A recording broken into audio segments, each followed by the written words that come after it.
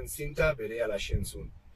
Errespetua ematen zidan, luzaroan ikusi ez dugun urreko bat ikusten dugunean bezala. Handik egun batzuetara, zera ibukean sartu, eta lehenengo pista entzun nuen. Harritu egin nintzen. Osabaren ahotsa ez zen gaixorik zegoenean bezalakoa. Indartsu sumatzen zen gizona. Osabaren azken oroitzapenetako bat hauze zen. Ospitaletik bueltan bidali zuten etxera. Hilabete gutxitako bizitza zuela esan da. Etxean, pilota partida bat ikusi genuen telebistan elkarrekin. Denok telebistari begira, bagonden ere, Osabak ez zion ari begiratzen. Pilotarien gorabehera ikasurik egin gabe, guri beha geratu zen partida osoan. Telebistari zo egin beharrean etxekoei begira.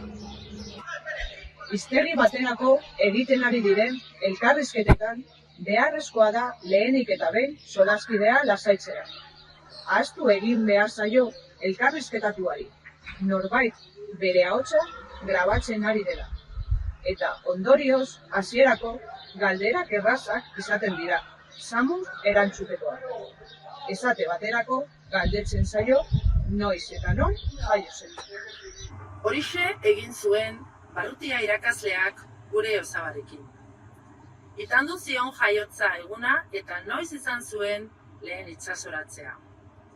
1928ko irailean jaio zela erantzun zion Osabak.